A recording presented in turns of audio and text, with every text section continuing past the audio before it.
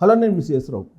కొత్త సంవత్సరం భారత్ పాకిస్తాన్ మధ్య యుద్ధం రాబోతుందా, వచ్చే అవకాశం ఉందా అనే దాని మీద సీక్రెట్ విషయాన్ని అమెరికా వ్యక్తం చేస్తుంది. అమెరికా కూడా ఎవరు? అమెరికా మేధావులకు సంబంధించినటువంటి ఒక కమిటీ.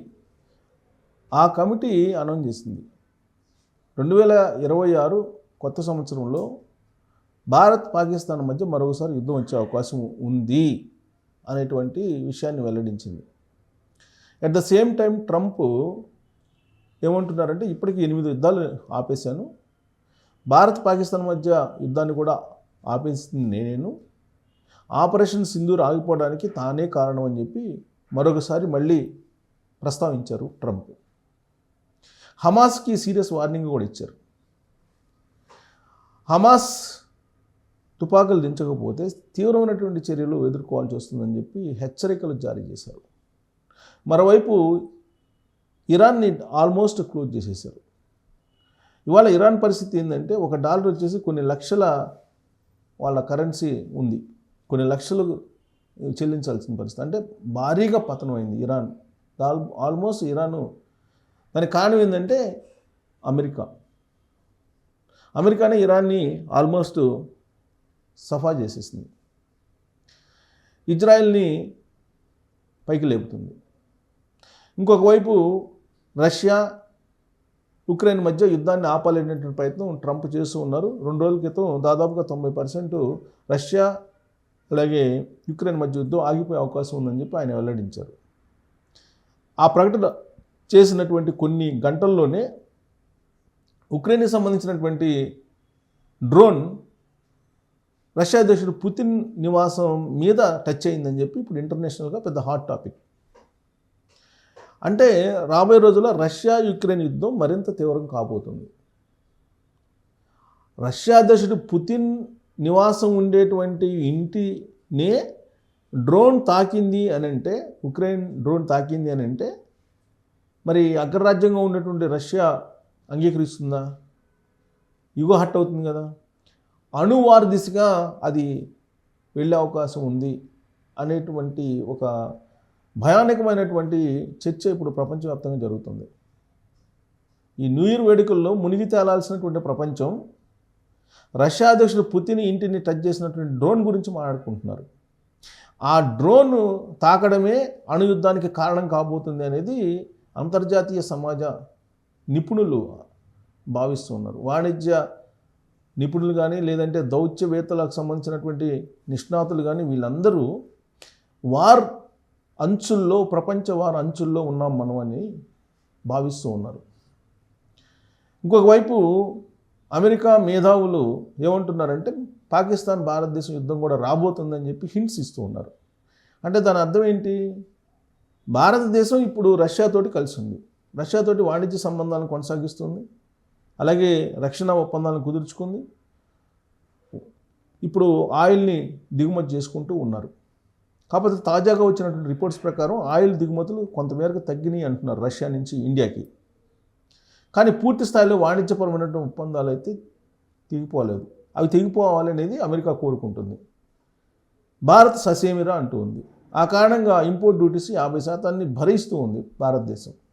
ఫలితంగా విదేశీ నిల్వల్లో భారీగా తేడా వచ్చింది. విదేశీ వాణిజ్య లోటు కూడా పెరిగిపోయింది. వాణిజ్య లోటుకు పెరిగిపోయింది భారతదేశాన్ని.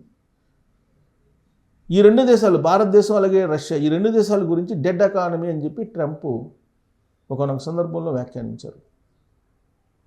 చైనా, రష్యా, భారతదేశం ఒకేలాగా ఉన్నట్టు ఇప్పుడు ప్రపంచానికి కనిపిస్తూ ఉన్నాయి. కానీ చైనా తన పని తాను చేసుకోబోతుంది. పాకిస్తాన్ని ఒకవైపు వెనక నుండి చూస్తూ ఉంది. అమెరికా వెనక నుంచి పాకిస్తాన్ని ముందుకు తోస్తూ ఉంది. ఇలాంటి పరిస్థితుల్లో భారతదేశం అప్రమత్తమైంది. ఏ క్షణమైనా యుద్ధానికి సిద్ధమే అనేటువంటి సంకేతాలను కూడా ఈ మధ్యకాలంలో రక్షణ శాఖ మంత్రి రాజ్నాథ్ సింగ్ గారు ఇచ్చేశారు. బంగ్లాదేశ్ అట్టుడిగిపోతుంది, నేపాల్ భారతదేశానికి వ్యతిరేకం ఉంది. సో సరిహద్దు దేశాలు భారతదేశానికి వ్యతిరేకంగా ఉన్నటువంటి వాతావరణంలోనే భారతదేశం మీద ఏదో ఒక అటాక్ చేయాలనేది పాకిస్తాన్ భావిస్తుందని చెప్పి అమెరికా చెప్తుంది. అమెరికా నిఘా వర్గాలు, మేధావి వర్గాలు చెప్తున్నారు. ఆపరేషన్ సింధూర్ సందర్భంగా చావు దెబ్బతింది పాకిస్తాన్. కానీ మొదటి రోజు భారతదేశాన్ని చావు దెబ్బ కొట్టామని చెప్పి పాకిస్తాన్ చెప్తుంది. భారతదేశానికి సంబంధించినట్టు 5 జెట్ ఫైట్లను కూల్చేసామని చెప్తుంది పాకిస్తాన్. అఫీషియల్గా చెప్పకపోయినప్పటికీ కూడా అమెరికా అధ్యక్షుడు ట్రంప్ చెప్తూ ఉన్నాడు. ఇదే విషయాన్ని వైట్ హౌస్లో ఉన్న ప్రతినిధులకి అనేక సందర్భాల్లో చెప్పారు. సో ఇదంతా నడుస్తున్నటువంటి క్రమంలో కొత్త సంవత్సరం వస్తుంది. కొత్త సంవత్సరంలో ఆనంద డోలికల్లో తేలాడాల్సినటువంటి అమెరికా ప్రజలు ఆందోళనతో, టెన్షన్తో గడుపుతూ ఉన్నారు అనేది న్యూయార్క్ టైమ్స్ ప్రచురించినటువంటి న్యూస్. నేను చెప్పడం కాదు, న్యూయార్క్ టైమ్స్ ఆ దేశానికి సంబంధించిన ప్రముఖ పత్రిక ప్రచురించినటువంటి న్యూస్ ఇది. ఏ కారణం చేత అంటే నిరుద్యోగం, ద్రవ్యోల్బణం అదుపు తప్పింది, నిత్యావసర సరుకుల ధరలు అమాంతం పెరిగిపోయాయి. వచ్చే ఇన్కమ్కి వ్యయానికి మధ్య పొంతన కుదరట్లేదు. దాంతో అన్రెస్ట్ పెరిగిపోయింది. ఇమ్మిగ్రెంట్స్ని అక్కడ వెంటాడుతూ ఉన్నారు. ఇప్పటికే చాలామందిని తుపాకులతో కాల్చేశారు. రేసిజం అనేది పెరిగిపోయింది అక్కడ అమెరికాలో. ఇలాంటి సందర్భంలో అసలు భారత్ పాకిస్తాన్ మధ్య యుద్ధం వచ్చే అవకాశం ఉందనేటువంటి కొత్త ఒక వాదాన్ని బయటకు తీసుకొచ్చారు. దానికి కారణం ప్రధానంగా ఒకటి, అమెరికాని కార్పొరేట్ సంస్థలు వెళ్ళిపోతున్నాయి. ఎక్కడికి వెళ్తున్నాయంటే భారతదేశానికి వస్తున్నాయి. చైనాకి కూడా వెళ్తున్నాయి. ఇంతకుముందు చైనాకి వెళ్ళేవాళ్ళు, ఇప్పుడు భారతదేశానికి వచ్చేస్తున్నాయి. ఆ కంపెనీల్లో గూగుల్, మైక్రోసాఫ్ట్, యాపిల్, టెస్లా ఇలాంటివన్నీ ఉన్నాయి. ప్రపంచ దిగ్గజ కంపెనీలు అమెరికాలో ఏవైతే ఉన్నాయో అవన్నీ భారతదేశానికి రాబోతున్నాయి. సుమారుగా 67,000 లక్షల కోట్ల విలువైనటువంటి పెట్టుబడులు పెట్టడానికి భారతదేశం వైపు చూస్తున్నాయి. అవి మీరు అమెరికాను వెళ్ళొద్దని చెప్పి ట్రంప్ చెబుతున్నారు. కానీ అక్కడ ఉండేటువంటి విధానాలు, ఆయన తీసుకున్న నిర్ణయాల కారణంగా అక్కడ ఇమడలేక వదిలిపెట్టి భారతదేశానికి వచ్చేస్తున్నారు. దీనికి అడ్డుకట్ట వేయటానికే భారత్ పాకిస్తాన్ మధ్య యుద్ధం రాబోతుందనేటువంటి హెచ్చరికలు జారీ చేస్తున్నారనేది అంతర్జాతీయ నిపుణుల్లో ఒక గ్రూపు భావిస్తుంది. అసలు ఏంటి వాళ్ళు ఏమన్నారు అనేది చూద్దాం. యుద్ధం మీద ఏది అమెరికా సంబంధించిన నిపుణులు ఇదిగోండి. భారత్ పాక్ యుద్ధాల విషయంలో అమెరికా పాత్ర సంక్లిష్టంగా ఉంటుంది. ఇది సాధారణంగా ఉద్రిక్తలను తగ్గించడానికి ప్రయత్నిస్తుంది. ముఖ్యంగా 2025 మే నెలలో ట్రంప్ చొరవతో కాల్పుల వివరణ జరిగింది. కానీ భారత జోక్యాన్ని అంగీకరించలేదు.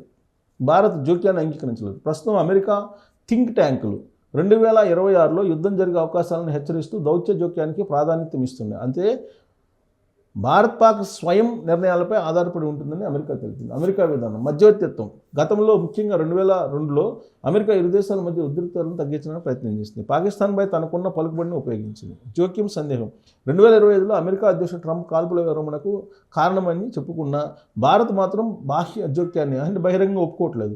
అమెరికా జోక్యం చేసుకుంటుందని భావించడం వల్ల కొన్నిసార్లు ప్రమాదకరమైన చర్యలకు దారితీసిందని విశ్లేషకులు అభిప్రాయపడుతున్నారు. నిష్పాక్షమైన వైఖరి అమెరికా యుద్ధంలో జోక్యం చేసుకోవని కానీ ఉద్రిక్తతలు తగ్గించాలని కోరుకుంటుందని ప్రకటించింది. ఉగ్రవాదంపై పోరాటంలో పాకిస్తాన్తో భాగస్వామ్యం ఉన్నప్పటికీ భారత్తోనూ సంబంధాలు కొనసాగించడం వల్ల అమెరికా వైఖరిలో సమతుల్యత కనిపిస్తుంది. ప్రస్తుత పరిస్థితి 2025 చివరి ఎండింగ్లోకి వచ్చేసి ఇది ఆర్టిఫిషియల్ ఇంటెలిజెన్స్ రిపోర్టు CFR నివేదిక. ఇది ఇంపార్టెంట్. CFR నివేదిక ఏం చెప్తుందనంటే America think tank council on foreign relations, ఇది America think tank council of foreign relations CFR. ఇది ఏం చెప్తుందంటే 2026లో యుద్ధం జరిగే అవకాశం ఉందని చెప్పి హెచ్చరించింది. ఉగ్రవాదం, కాశ్మీర్ వివాదాలు దీనికి కారణాలని పేర్కొంది. ఈ 2 కారణాలతోటి భారత్ పాకిస్తాన్ మధ్య మళ్ళీ మరోసారి యుద్ధం వచ్చే అవకాశం ఉందని CFR చెప్తుంది. భారత్ పాక్ యుద్ధంపై అమెరికా ఎప్పుడూ నిశ్చితంగా గమనిస్తూ ఉంటుంది. యుద్ధం రాకుండా నివారించేందుకు దౌత్యపరంగా పనిచేస్తున్నా భారత్ తన ప్రయోజనాలకు అనుగుణంగా స్వతంత్రంగా నిర్ణయాలు తీసుకుంటుందని స్పష్టం చేసింది అమెరికా. సో CFR నివేదిక ప్రకారం 2026లో భారత్ పాకిస్తాన్ మధ్య యుద్ధం రాబోతుంది అని చెప్పి చెప్తోంది. మరి ఆ నివేదికను మనం విశ్వసిద్దామా, లేదంటే కేవలం కార్పొరేట్ కంపెనీలు ఇక్కడికి వచ్చి భారతదేశానికి వచ్చి పెట్టుబడులు పెడుతున్నాయి కాబట్టి వాటిని అడ్డుకునేటువంటి ప్రయత్నంలో భాగంగానే ఇలాంటి రిపోర్ట్స్ అమెరికా సీక్రెట్గా బయట పెడుతుందా అనే దాని మీద మీరు కామెంట్ చేయొచ్చు. Thank you.